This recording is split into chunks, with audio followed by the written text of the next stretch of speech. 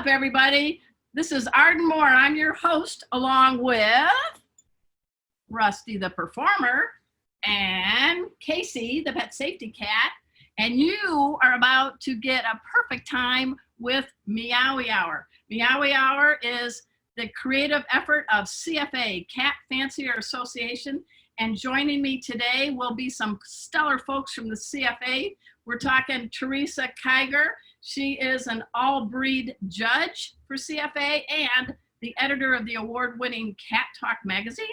We also have Desiree Bobby. Hey, Des. And Des is the CFA Director of Marketing. Hiding behind is the Wizard of Paws, the social media maven for CFA. We're talking Nicole Turk. And we also have our main sponsor. We have Trent Bergen. He represents Neon Litter.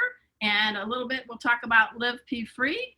And drum roll, that's it. I played the glockenspiel in high school. I think your drum just blew away. Yeah, I'm glad I didn't have to spit on anybody. But we have the remarkable Dr. J, Jason Nicholas. He is the preventive vet, and he is going to be here today to help us with our fine felines. We're going to have some prizes we're going to be giving away today. Stick with us. We're going to announce the winners at the end of the show. And so we are on Facebook and Zoom, so it's equal opportunity. We also are going to give you the recipe and make the Russian blue cat cocktail. Right now, it's just a lonely, lonely martini glass. But at the end of the show, it's going to be bluer than Paul Newman's eyes. Finally, I think that's a good beginning, right, guys? I'm going to pretend we have some music. I could sing, but everybody would get off the line. But at this time, I want to give a big, special, warm welcome to Trent Bergen. Trent is the National Sales Manager. His company represents Neon Litter and our secondary sponsor later in the show. I love the name, Live Pee Free. We all need to live pee free. So, but let's talk about Neon Litter. So I'm ready when you are, Mr. Trent. I'm here and ready. Hi, how are you? All right. I have in my hands, guys, not used litter, but they have psychedelic colors for the Neon Litter. I can testify that, perfect timing. Rusty said, I dropped a deuce before the show and I liked it right in the neon. And it's all been taken care of. But when it's on a blue screen, guys, this lime green, look, it almost looks kind of funky, right, Trent? So tell us a little bit, because this is definitely a litter that stands out. Well, thank you so much. And yeah, besides those cool, fun colors, they're all designed for you and your way to personalize your litter box, or where you keep your litter box, or just to have a little bit more fun with cat litter, not something you normally associate the two with, as fun and cat litter. But beside those fantastic colors, it really does have some fantastic properties. It's completely safe and non-toxic, best in class odor control, simply undisputed champion of the world when it comes to odor control. Well, can I say my nose knows, because that was a doozy that Rusty deposited before the show, and Neon Litter did its job. My nose thanks you, Trent. That's awesome, and thanks for that. And I would tell you that, it doesn't just work on the urine, that silica gel crystals are so dry that they pull the moisture out of the poop on the surface of the litter, and that's what helps take care of that odor really, really quickly. I think super lightweight. It's fun to be able to talk about pee and poop and litter, don't you think? And you're getting, that's your job. I can imagine what you say on your resume. It's not just my job, Arden, it's my life. I deal with pee and poop every day. It's like having a house full of a dozen 2-year-olds changing diapers and litter boxes all day long, but it's my specialty. One thing I like, if you could tell us a little bit about it, because for many, many years we'd scoop the poop and there's this big cloud of dust. What's going on with Neon Litter? Yeah, it's we can't even say it on the bag just because nobody would ever believe it, but it truly is 100% dust free.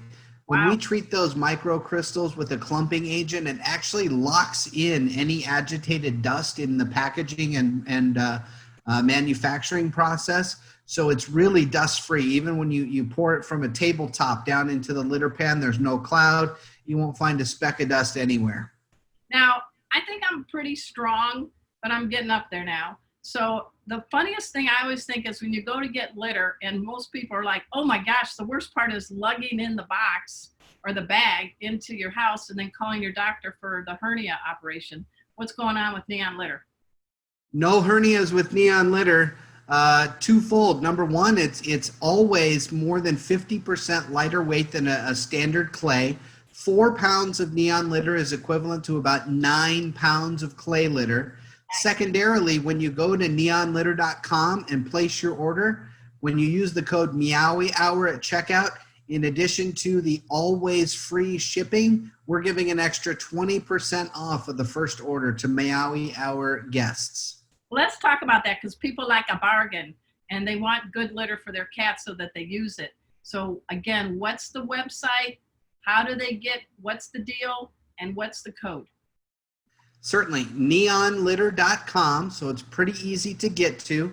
We offer all sorts of everyday low pricing. The more you buy, the more you save.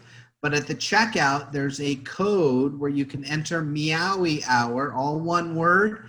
Press enter, and that will give you an additional 20% off your first order.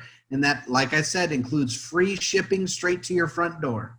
I like it. I like it. Anything else you want to add before we continue on the show, Trent? No, I'm happy to listen on today. Can we have some magic images. I will ask our special Teresa. Teresa, can you just pop up the image of neon litter and a few of the slides, because I know I'm very charming and colorful, but I'm going to be looking like blasé next to this bag. So hit it, Teresa. Give me 1 second. No pressure, Teresa. All right, look at that, guys. All right, here we go. We got a short little video. Yeah, they're just the slides that run in the background reminding you of the website, but they're really super cool. If you go to our Instagram page too, we have some really neat fan submitted litter box art that is super cool to look at. Well, I'm glad I didn't drop the ball or the bag and remembered these images, right, Trent? It's helpful. That's why you make the big bucks, Arden. I was going to do kitty push-ups. I was going to have to do kitty push-ups. I love this one. It looks like Vanna White in fur. Ladies and gentlemen, I present to you neon litter. We just needed to add the caption. Oh. All right. Well, Trent, we'll be talking with you later in the show. Thank you again for having Neon Litter be our primary sponsor. This is the part of the show, guys, where we're having our first trivia question. Now, the first one, we're going to have a winner for all the 2 winners are going to be on the Zoom signers. So here's my question, a little drum roll. And here's the deal, guys. Just like in high school, it's a multiple choice. You got a 25% chance of guessing right. So guess. Here comes the question. What is the name of the organ cats use to filter smells? Is it A, Albertsons, B, Jacobson's, C, Johnson's? I feel so Swedish right now. Or D, Peterson's? So A, Albertsons, B, Jacobson's, C, Johnson's, or D, Peterson's? Put your answer now, and our wonderful CFA team is cranking out. And at the end of the show, you're going to get, the one winner's going to get a free bag of neon litter, and another's going to get a bottle of the Live Pee Free, our secondary sponsor. And the nose knows, guys. If you think your cat can just like not handle it, can handle a dirty litter box, the nose is like, imagine going to one of those outhouses in the hot sun and Bubba just left it and you're going in. Keep your litter boxes clean, guys, okay? All right, so hopefully you got all your answers. I'm checking the chats. It looks like we got some people coming in. Trick questions. All of those choices are grocery stores. Good one, good one. I didn't realize that. I must be in a grocery. That's all I do is I go to the grocery store or the veterinary clinic, right? That's what we do. You said liquor store. Oh. You said liquor store. Okay, Albertsons, Jacobsons, Johnsons, or Petersons. You guys pick. I know we're going to pluck out a couple of winners, and these are cool prizes. All right. This is a big honor for me, guys. Oh, about a year and a half ago, I met this dude at the Cat Writers Conference. And I thought, here's a new face here at the CWA. I was there as a speaker, as was he, but I had a secret weapon. I had my orange tabby Casey wearing a cowboy hat, strolling around in a pet stroller, charming the men and the women. And this dude comes right up to me and goes, "Oh my gosh, can I say hi to your cat?" Well, as amazing as Casey the pet safety cat is, Casey's cool about this. Our special guest today really is amazing. Make it Pawsome. His name is Dr. Jason Nicholas. He is the Preventive Vet, or you can call him Dr. J. The Preventive Vet is based in Oregon, but he helps people and cats all over the planet. He writes books. He got this great website, thepreventivevet.com. I'm going to talk with him a little bit more, and he's going to give away not one, but 2 of these books, and he has a special discount code. Yes, guys, more prizes. Anybody who puts up CFA 15 and goes to thepreventivevet.com, you get 15% off of all the books and other products that are on that site. Come on, guys, we're trying to save money, right? So without further ado, he's a good dude. He loves cats. He loves dogs. He loves people. Let's give pause and applause to the one and only Dr. Jason Nicholas. Hey, Dr. J, welcome to the show. Thank you, and thank you for that great introduction. Did I embarrass you? I didn't mean, look at his teeth are red. Like I said, I got 2 little girls. Nothing embarrasses me these days. Yeah, you want to do a shout out to your girls because they're like daddy. They're loving cats and dogs. Yeah, they're awesome. Lottie and Margot, they're downstairs right now spending way too much time on an iPad, but you know, it's quarantine life. Well, let's have Teresa. Teresa, before we kick into this interview, would you kindly show Dr. J with one of his favorite felines?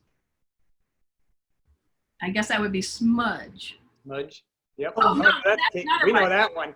Okay, go ahead. We'll do it. That's okay. Tell us about this picture, Dr. J. I think you could tell us about this picture, Arden. You took it. This is at CWA last year in St. Louis, and that was when I had first met Mr. Casey. And yeah, he's a dirty joke or something. Look at his ears. Yeah, I know, right? He's like, dude, this is just between us, us, right? Yeah, no, he was definitely the hit of that show. I mean, he was a blast. And let's see the picture of your kitty you love and adore. Second.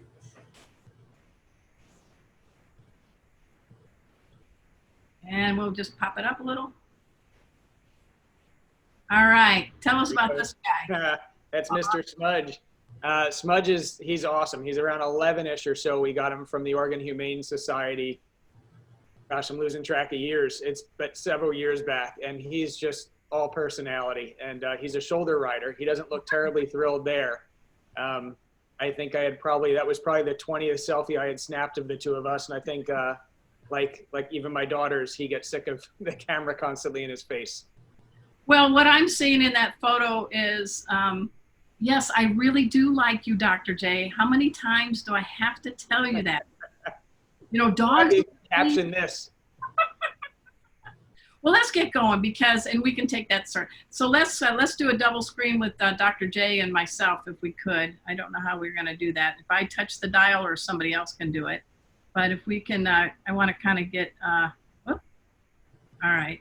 So let's talk about your background. This guy's background, by the way, Dr. J's initials after his name, they're not DVM, right? Tell us, because it's kind of royal. Or DMV. Or DMV. Also not the Department of Motor Vehicles. Oh, yeah, I got you the wrong one. Or VMD. Or anything. I grew up in Pennsylvania, but I actually didn't go to University of Pennsylvania vet school. I did my vet school over in England, so it is very royal. I actually went to the Royal Veterinary College, which is in London, England. So what's your initials after the initials after my name are BVetMed. So Wow. yeah, and over in England, the way they do it is every different university, every different veterinary college gives a different acronym, a different degree. Whereas here in the States, everybody has a, you're going to get me to say DMD, a DVM, with the exception of those who go to Penn and they get a VMD. But over in the UK, it's every school gives a different degree. And so BVet Med is the one from the Royal Veterinary College. Well, then how did you get across the pond to become a veterinarian? It was kismet. It was just very fortuitous. You know, I was in the process of doing my applications and actually living down in Raleigh, North Carolina at the time. And had learned that the Royal Veterinary College in England had gotten their AVMA accreditation, which basically meant that it had been certified by the American Vet Medical Association to say that the education was basically equivalent. Okay. So that meant that I could go over there, and a bunch of other North Americans could go over there. And when we came back, we just had to sit the same national board exam that US grads have to sit. We didn't have to sit an additional foreign equivalency exam. Wow. Now, what was it like? What was some fun you can say for this PG audience that you did in England? It was awesome. I mean, the experience was phenomenal. The education was great. The quality of life, the sort of work-life balance over in the UK and over in Europe was fantastic. You know, but I would say probably one of the biggest things, aside from the people, was just the ease of travel. You know, it was super easy. The tube, or whatever they call it, the tube? Yeah, well, yeah, the tube. But then also, I mean, when I first went over there, before school even started, I went over with my sister and some of her friends. We hopped on the Eurostar and went through the Channel from England to France, to the Gare du Nord in Paris. C'est la vie. Yeah, it's like a 3-hour trip. Wow. And, you know, there's no airport. You're just on the train and you get out in Paris, and just everything about it was spectacular. And England itself is beautiful. Now, there's a lot of cats out there, and all these CFAers are probably going to chime in, but the only cat breed I can think of that would be a purebred would be the British Shorthair. Short hair, right? Yeah. Did you see any of them? Yeah. You see a lot of what they call, and then a lot of moggies. Moggy, that's the word. That's the word. A moggy is like just a domestic. Yeah. All right. So you're now the preventive vet. That's a pretty cool title. What the heck does that mean? Well, so most of my background was in emergency medicine. And so back in 2011, I realized that so much of what comes into the ER, or even, you know, into general practice, is a lot of stuff is preventable. And so I realized that by the time people come into the ER or the hospital, it's too late, you know. Yeah. What is it? Closing the barn door after the horse has already trotted out, or whatever the saying is. And so I realized that I really wanted to help people get the awareness and knowledge and reliable information that can help them avoid these problems, or, because not everything is preventable, at least recognize them sooner, such that they could get into their regular veterinarian or the ER earlier in the process, when the prognosis and the costs are likely to be better. So now, but you're dealing with the cat, and the cat isn't, even Smudge, who loves you, I doubt would come up to you, a veterinarian, and say, I got a stomach ache, Dad, right? Yeah, and so it's really, you know, it's helping people realize, because having cats and dogs isn't intuitive, you know. They're different. They're not small furry people, and, you know, cats are not small dogs, and, you know, dogs are not large cats. So there's a lot of stuff that we learn both in our formal education at, you know, vet school, but also in our clinical experience, that people just aren't aware of. You know, things that we in the profession tend to take for granted, without realizing that, you know, when it comes to finances, car mechanics, you know, house repairs, I'm not the expert. So I reach out to experts. Like I take my car to a mechanic, things of that nature. So people depend on their vets to help them with their pets. And unfortunately, so much of what we're doing is reactive once something has happened, because oftentimes we don't have the time, and it's difficult to get all of this information into people and help them be aware. So the thought with Preventive Vet was to make it much more proactive and help people be aware of, you know, what we really want and need them to be aware of to help their cats and their dogs. Well, I want people after the show, I've got a little homework for you guys. I want you to go, is it thepreventivevet.com? No, it's just Preventive Vet. Back in 2013, we dropped the. Okay. Preventivevet.com. Okay, go to preventivevet.com, guys, because there's a lot of good information. There's a lot of graphic charts that you can free download. There's different things, which brings me to this segue. One of many books Dr. J has written is called Preventive Vet, 101 Essential Tips, Cat Health and Safety, guys. Now, this is a dude that's living in the 21st century, because also in this book, there's little extras that you can do online. So tell us about the series of the 101 Essential Tips, because it's cats, dogs, you got it. Yeah, so we've got health and safety for cats, health and safety for dogs, and then behavior training for dogs right now. And the idea behind the 101 Essential Tips series really is it's kind of lifestyle instruction book meets what to expect when you're expecting. And so it's, you know, nowadays, and especially when you've got a new cat or dog, you know, especially the health and safety ones, I mean, they're not just for people who have new puppies and kittens, because everybody can, you know, there's always something more to learn.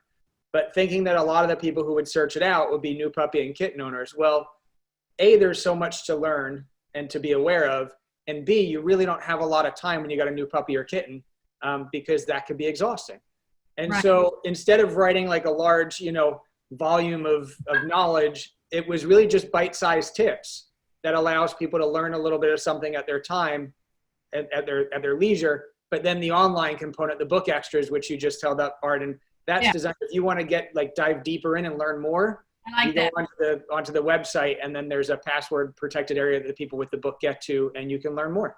Well, we're going to dive in then. I don't have a copy here, but one of my favorite sections is chapter 4, cat proofing and keeping kitties safe.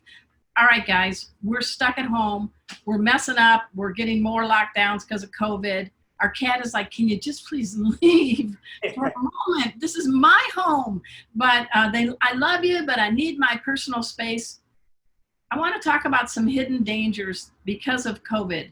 And you are the leader in this. In my pet first aid classes, I talk about it and I name you every single time. The snack bag. Let's talk about it.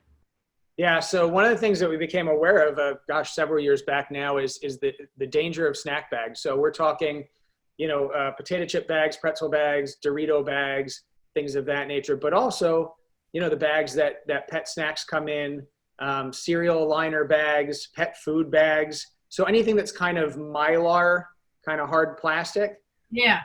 And what happens, and this does happen more in dogs than it does in cats, but it does happen in cats as well, is that you've got this empty bag that used to contain food and maybe does still contain a little bit of food.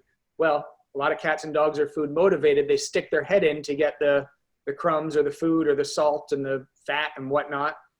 And in the process of kind of vigorously trying to lick up whatever's left behind, they also suck out all the air. So again, more in dogs just because their heads are bigger. And it's basically a vacuum seal around their head. And no matter how big your dog is, I mean, we've heard stories and gotten stories of dogs, you know, mastiffs and super large dogs, all the way down to tiny little Jack Russells and such, and cats. Sorry? And Shih Tzus. And Shih Tzus. No, they're all stuck at the zoo. And unfortunately, a lot of pets lose their life this way. And so we really started a campaign to help make people aware. You know, alongside Bonnie Harlan, who had started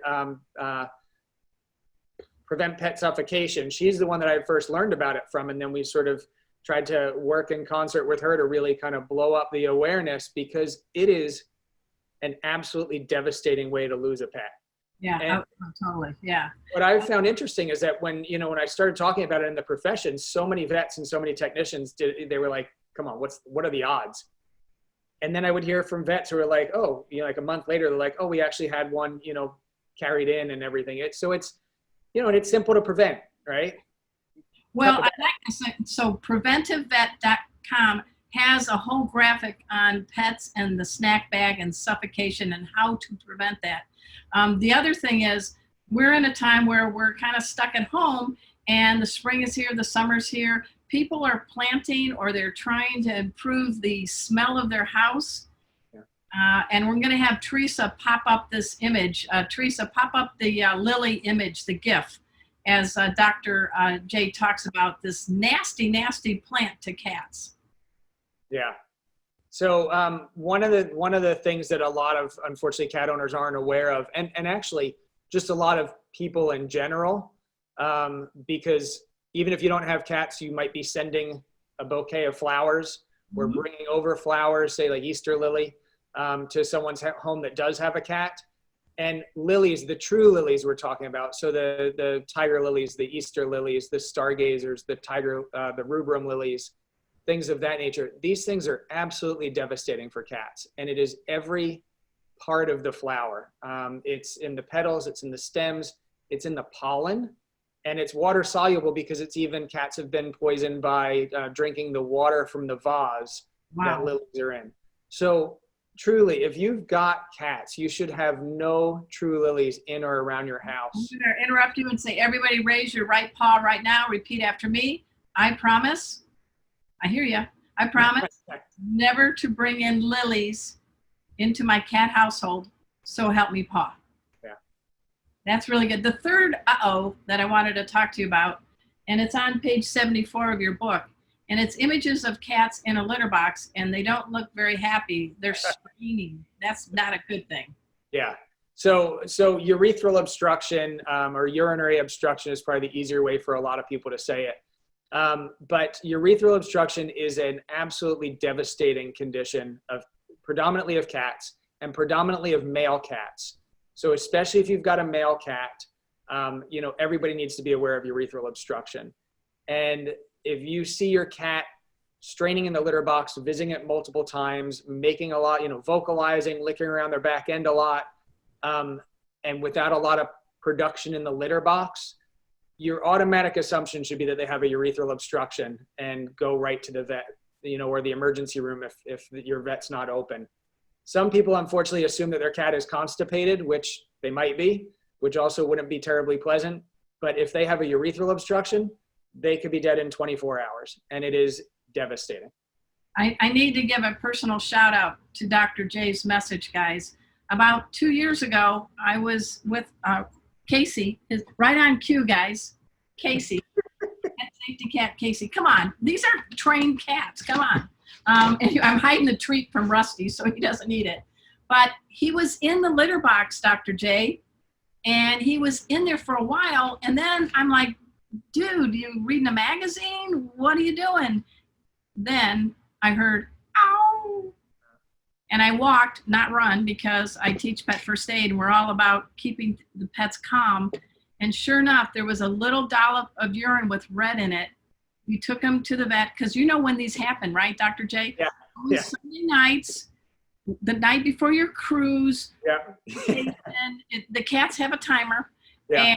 And they were able to express his bladder on the exam table and Foodie here. And a big stream of urine came out. They kept him the night. And of course he charmed everybody at the vet clinic. And then the next morning, I remember the veterinarian saying, I'm so glad you brought him in tonight. Yeah. If you had waited in the morning, he could have been dead. So tell us that danger of waiting.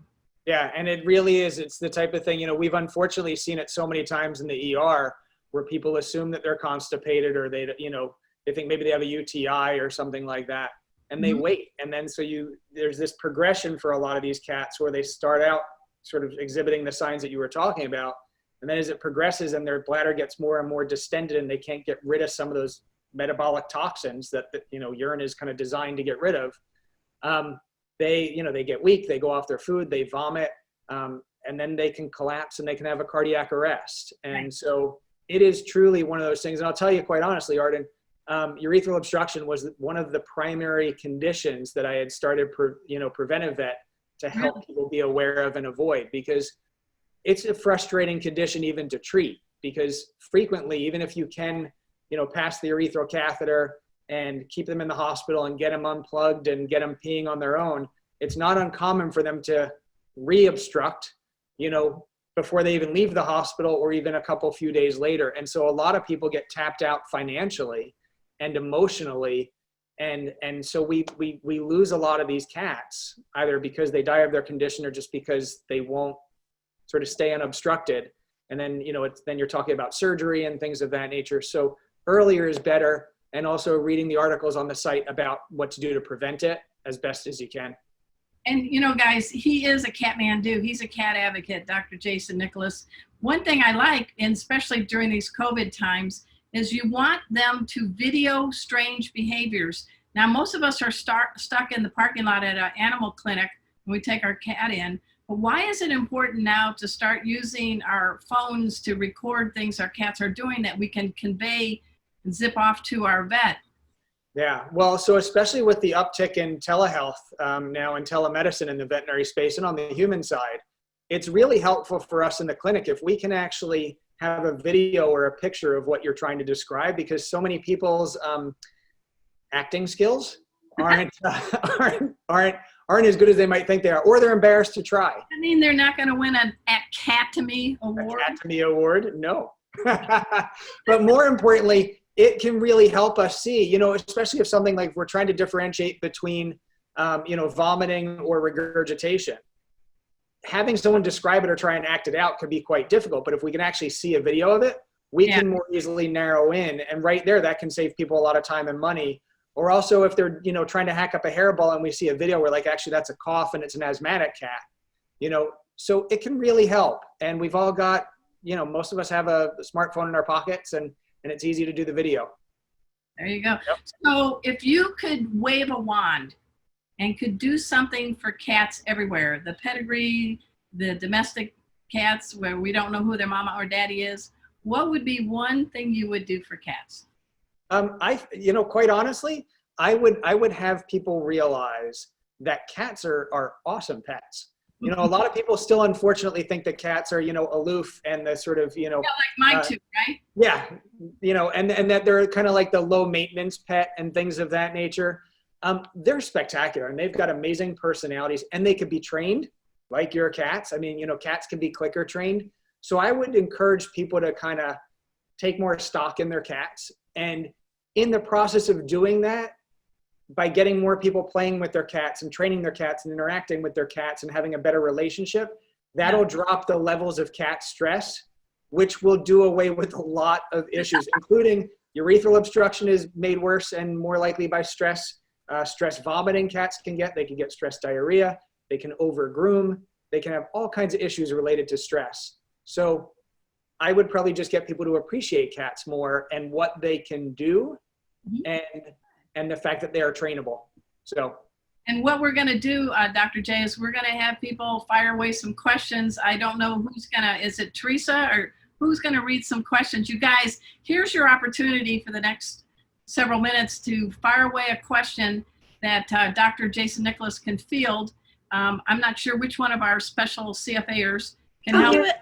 Okay, Oh, Desiree's okay. going to do this. So Desiree's going to read you the question. And guys, Dr. J is giving away 2 of these books. He's going to autograph them. The 101 Essential Tips, Cat Health and Safety, PreventiveVet.com. And I don't know how you want to give away, maybe whoever asks a good question, or how do you want to do this, guys? I think maybe let's do like a random, like whoever asks a question goes into a random drawing, maybe. Okay.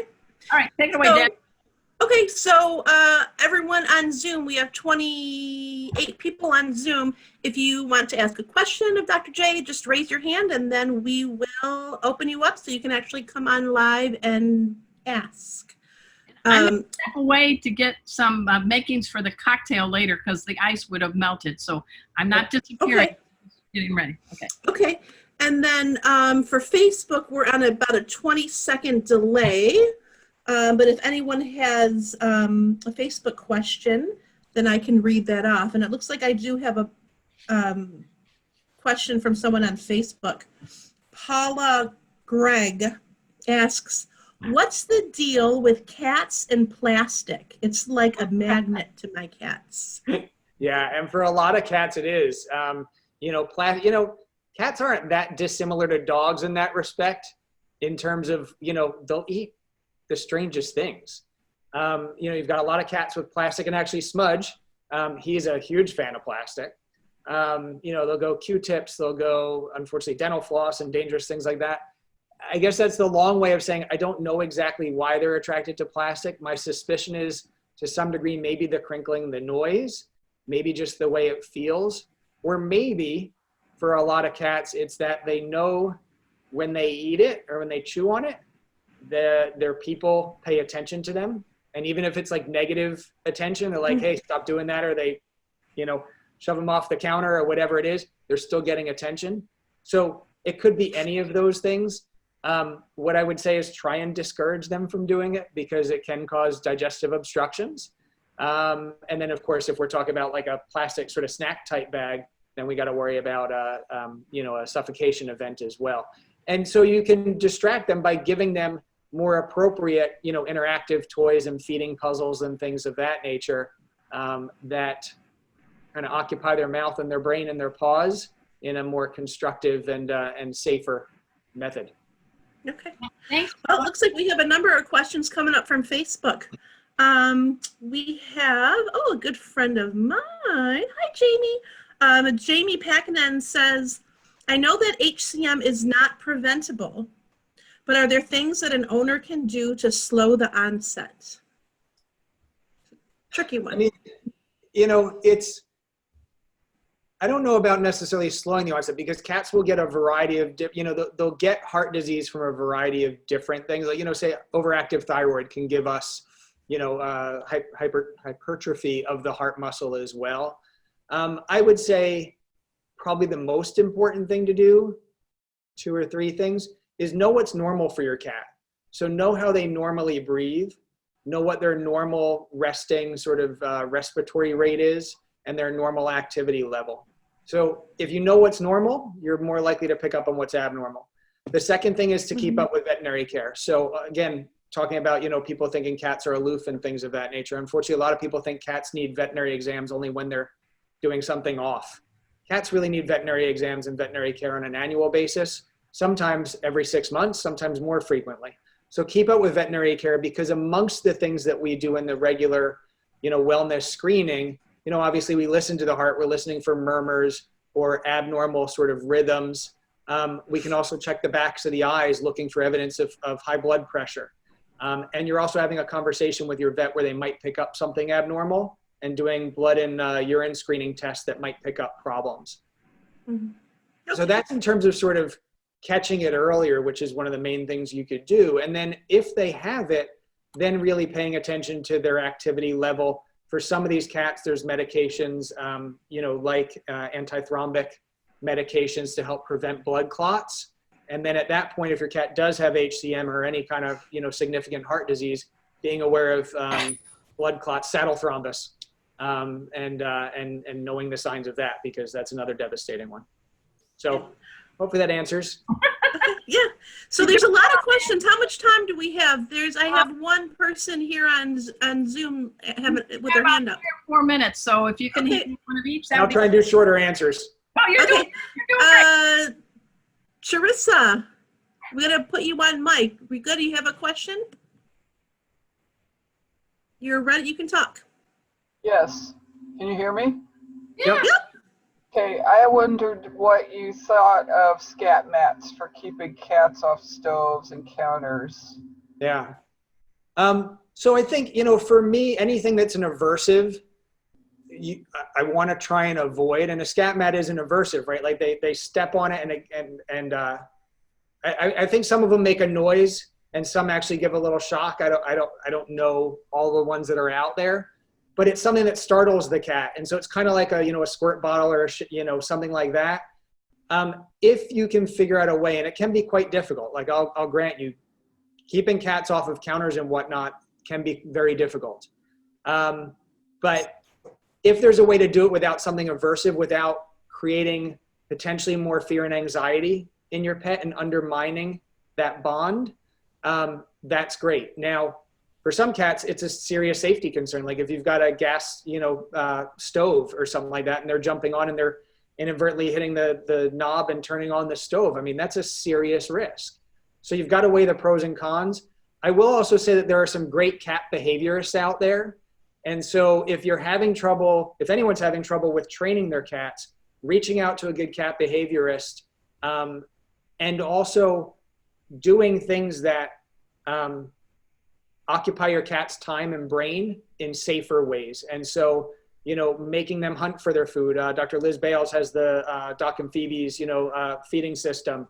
There's a lot of interactive feeders and puzzle toys out there that if your cat is doing that, that's not consistent then with also jumping up on the counter. So that could be another way to keep them off. So shorter version is scat mats. If you can avoid them, try and avoid them. If you need them for health and safety reasons, obviously that's another issue. But try the non-aversive training methods and distractions first if possible. And hopefully that helps. You're good. You're doing good. One more question. Okay. Okay, so I'm just going in order as they came in through Facebook. And so I'm happy to answer some on any... Facebook afterwards. Yeah. Okay. Oh, that's a good idea too. Okay, so we'll just do one more. And Amy Beth Marie Miller asked, what kind of water should we give our cats? I'd go with regular H2O. No, it's no, and I know what she's probably asking about, like distilled or bottled or anything like that. It really depends on, for most cats, tap water is perfectly fine. Now it depends. I mean, if you're on, say, a well system, or if your water is, if you're not drinking your own water because, for whatever reason, I mean, obviously I always think about Flint, Michigan, and hopefully that whole situation eventually gets resolved. But, if you've got things in your water that you don't want to be drinking, you really don't want your pets drinking, then sure, bottled water or distilled water, may be necessary, but our water has minerals and stuff in it that can be good for our cats. And I don't know that we've necessarily got definitive connection between water and minerals in the water and, say, bladder stones and things of that nature.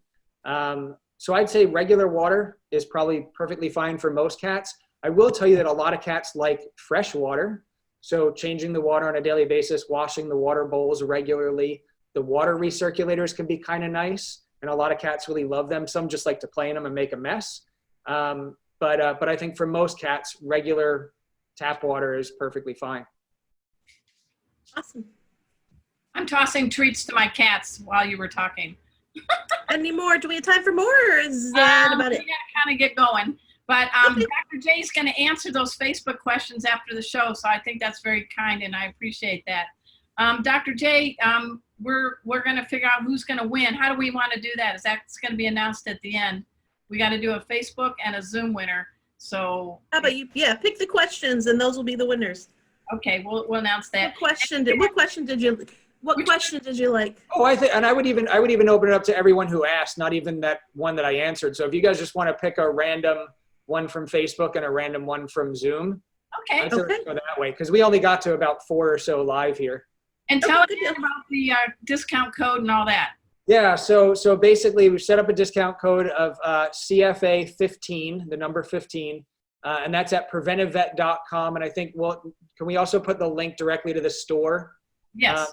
On Facebook and maybe Zoom chat?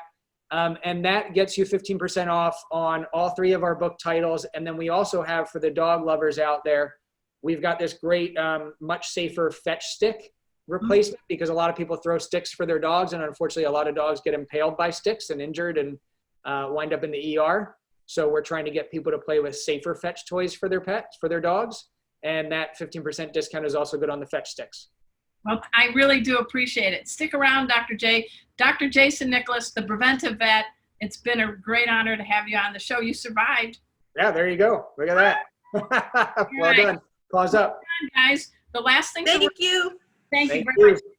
We're going to be now bringing into the center stage Teresa Kiger. She is a CFA all-breed judge. And because I'm making the Russian blue cat cocktail appropriately, she's going to talk about that special, beautiful breed. Take it away, Teresa. Well, let me get my assistant right here. Come here, Phoebes. Hey, this is Phoebe. She was hanging out on the end of my desk with me, and that's where I usually find her. She's a 3-year-old Russian blue spay. She has she has this beautiful, beautiful coat. And let's see, can you show them your eyes? Look at those green eyes. And Wow. she's got this beautiful profile, completely straight. And we're going to look at some pictures here because she's going to be a little bit wiggly, but I wanted you to see this coat. She's got a really nice plush coat. Can leave fingerprints all in it, write a letter to the czar. She's a shoulder kitty too. She's beautiful. Is it Stevie after Stevie Nicks? No, this is Stevie. Oh, squeeze me. Okay. All right. All right. Well, we could do Stevie. We could do Stevie. You can see, oh yeah, she's gonna be wiggly. She says, gonna go back over here, Mom. So let's take a look at the Russian blue. Let me share my screen and get this party started. All right. Yay! So here, this is what I really wanted you to see. Now, cat fanciers call the color that most people call gray cats, we call that blue. But look at this. The Russian blue comes in only blue, hence the name Russian blue. And the name is just as unique as its color. You've got this spark. It's not that flat blue that you see. It just sparkles and shimmers.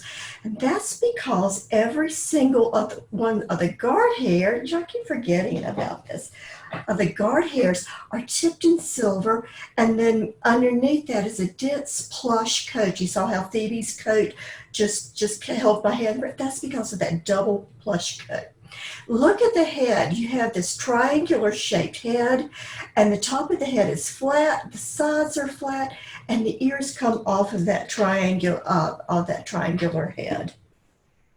Here's two more beauties. You can see that they have a medium length to the body, an apparent fine boning to the legs, moderate head. And you can see also, again, those triangular shaped heads. And look at those green eyes. They are absolutely mesmerizing. I've had a lot of people, at cat shows, and when they've come to my house, they stand around like this all day. And people think, they look like statues. And they really do. It is like living with pieces of art. Our Russian blue is probably one of our most intelligent breeds, if not the most intelligent.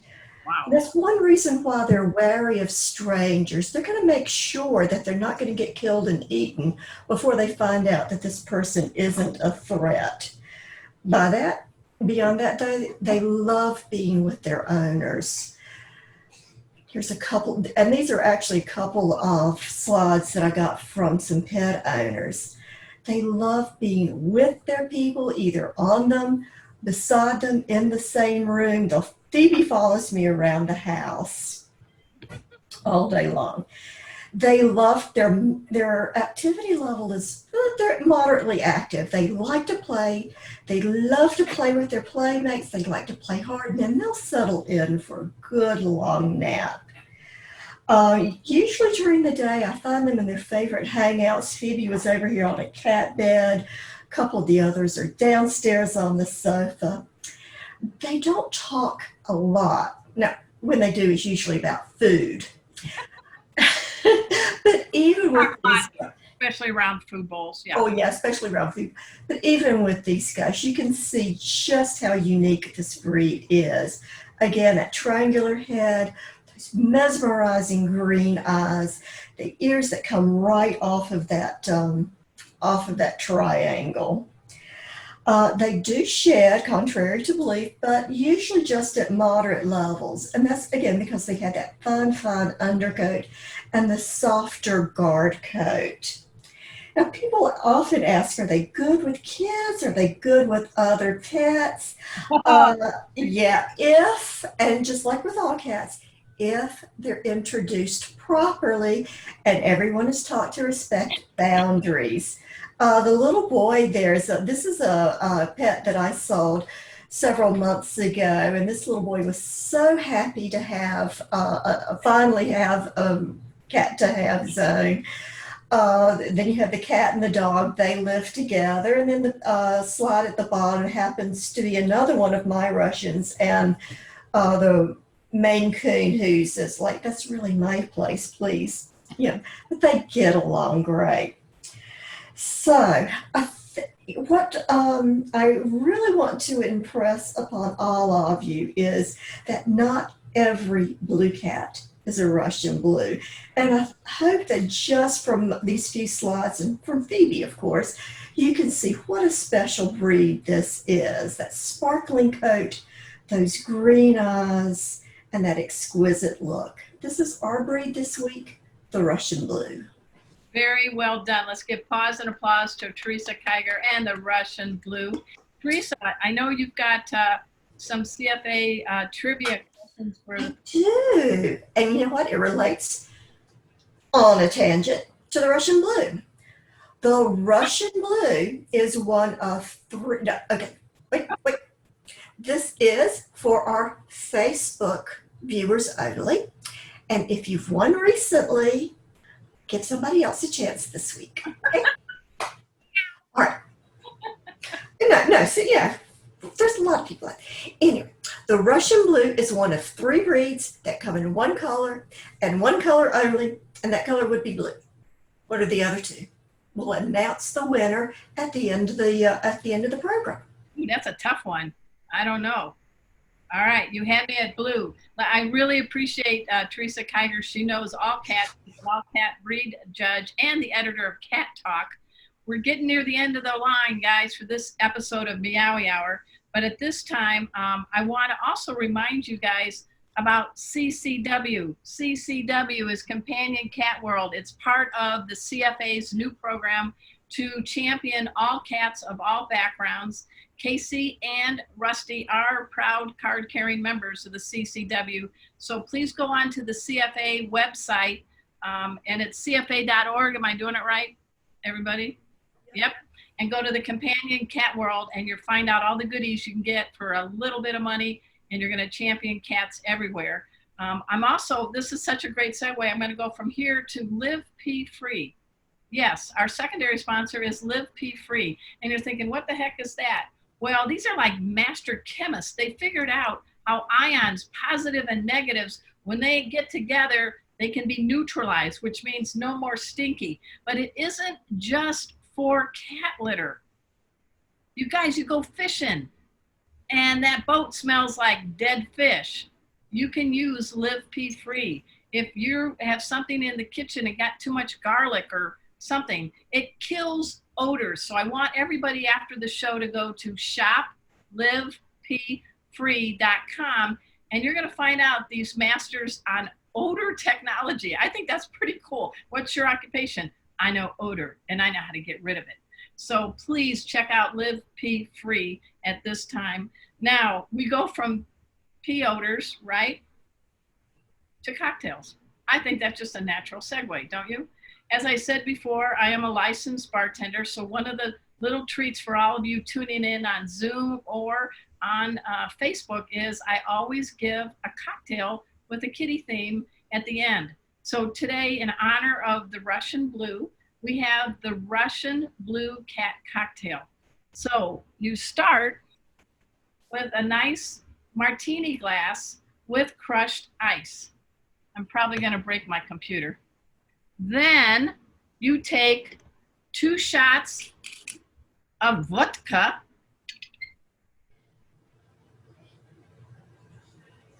and it's gonna, here's the 2 shots, and you follow that up. I'm surprised Casey isn't trying to steal my vodka, with blue Carousel. Let's see if I can show the bottle. All right. I'm hoping my laptop doesn't drown. All right. And this is, you got to pour slowly, guys, as you watch what the color does. Here we go. It's almost like that Caribbean Sea. Arden, is there any difference between the blue curacao and a regular? Not really. It's more for flavor and color look. And then all cats love this, a little bit of light cream you do, and you slowly pour it in. Don't use whipped cream, because it'll look like it turns into a muddled mess. And then you just take your bar spoon and you stir it up, and you're gonna get this nice color. So for all of you whether you have a bottle of water in your hand, water, warm milk, a cocktail or beer, I ask all of you to please raise your glass. Raise your glass and let's toast to cats everywhere, all cats everywhere, and let's be their cat advocate. Cheers. This was brought to you by, just kidding. I'm going to put this in here so I don't mess this up. All right.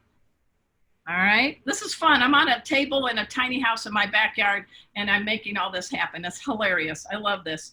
At this time, are we gonna announce the winners at this time? You guys ready? I don't know, Des. Well, yeah. I'm sorry, I was muted. I was talking about all kinds of stuff, and they had you on mute. Okay. There goes Phoebe. We're gonna announce the first one with the general trivia question. What is the name of the organ cats use to filter smells? I think Dr. J can answer that one. Do you know? Please tell me. Sure. No, it's funny that as you were reading that question, I'm like, please don't ask me. Please don't ask me. No, but I'm gonna guess Jacobson's. Yes. And so whoever guessed that right, one from I guess the Zoom winners. Okay. That was B, right? Because that's what I thought. I seeked out the B winner. Okay. Yeah. So we had, so this was the Zoom winners. We had Marie and Andrea. Yay! You're going to win Neon Litter and Live Pee Free. We're going to be sending one of each, one to one and one to the other. Yeah, right. And I already let them know, and I sent them a link to the form to fill out. We're having the winners fill out a form so we can just get their email addresses, their home addresses, everything at once, and then give them to Trent, and then he can send all their goods. Excellent. You guys got your you-know-what together. Now, we have 2 giveaways for the autograph book from Dr. Jason Nicholas, 101 Essential Tips, Cat Health and Safety. So, drum roll, who's the winners? Okay, so from Zoom, we have, where'd it go, the book? We have Carissa. Is that how you say your name, Charissa or Carissa? C-H. Well, she's on mute, so she can't tell me. But so anyway, so that's the person who asked the question live from Zoom. So she won a copy.